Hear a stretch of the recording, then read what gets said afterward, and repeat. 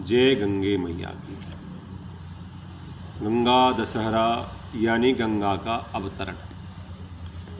गंगा जी का देवलोक से इस धरा पर आना ही गंगा दशहरा है। गंगा जी को देव नदी कहा जाता है। वे मनुष्य मात्र के कल्याण के लिए इस धरती पर आईं। धरती पर उनका अवतरण ज्येष्ठ शुक्ल पक्ष की दशमी को हुआ था। अतः ये तिथि उनके नाम पर गंगा दशहरा के नाम से प्रसिद्ध हुई। गंगा तिथि को सोमवार और हस्त नक्षत्र का योग संयोग था। संयोग बस आज भी सोमवार और हस्त नक्षत्र दोनों का संयोग बना हुआ है।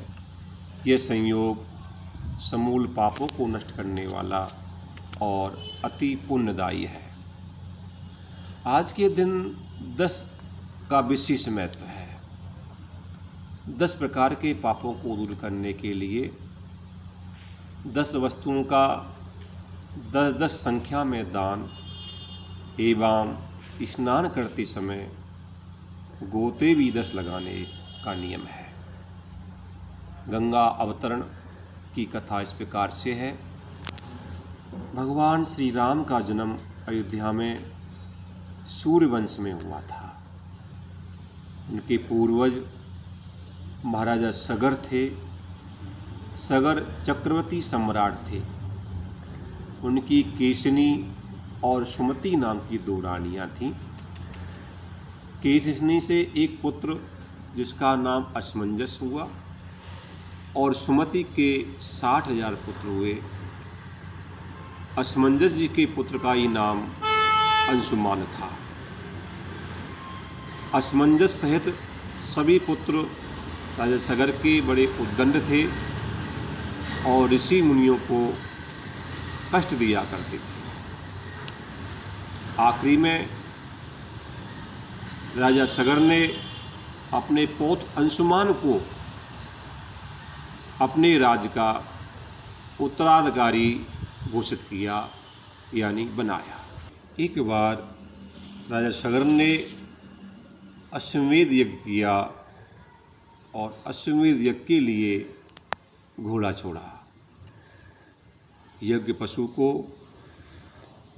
इंद्र ने चुरा करके महाराज कपिल मुनि के आश्रम में जाकर के बांध दिया।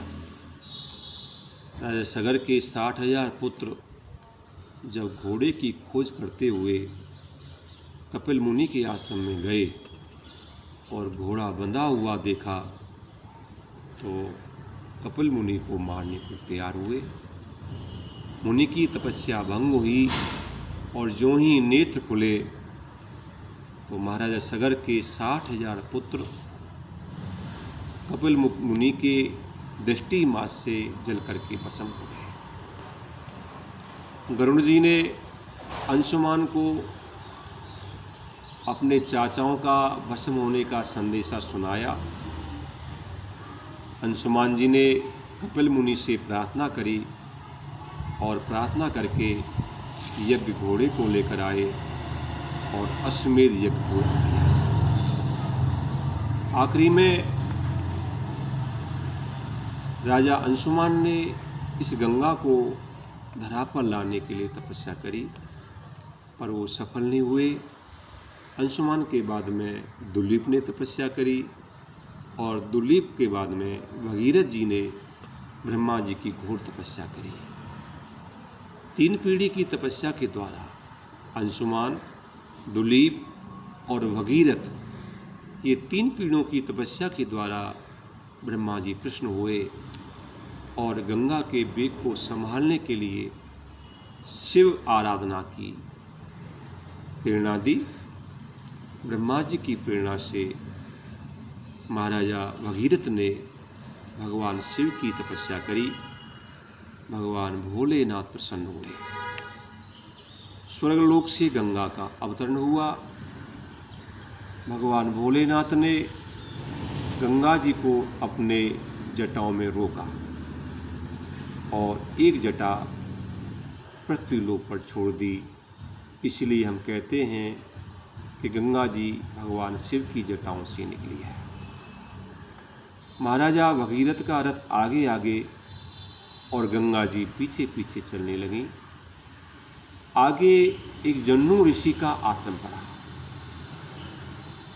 जब गंगा जी जन्नू ऋषि के आश्रम को पार करने लगी तो ऋषि कमंडल और दंड को बहाती हुई आगे चली। जन्नू ऋषि को क्रोध आया और गंगा जी को आचमन मात्र में पी गए। भगीरथ जी ने पुनः जन्नू ऋषि की प्रार्थना करी तो ऋषि ने गंगा को अपनी पुत्री मान करके अपने सीधे कान से बाहर निकाल दिया। इसीलिए गंगा का दूसरा नाम जानवी नाम से विख्यात हुआ। भगीरथ जी तपस्या के द्वारा गंगा को इस धरा पर लाए, इसीलिए इनका नाम भागीरथी भी है। गंगा को पाप हारिणी कहते हैं और कलयुग का प्रधान तीर्थ है गंगा। इसीलिए हम सब मिलकर के माँ गंगा को नमस्कार करते हैं। नमामि गंगे तव पाद पंकजं सुरासुरैर्वन्दित दिव्य रूपं मुकुते च मुकुतिं च ददासि नित्यं भावानुसारे सदा नराणां। जय गंगे।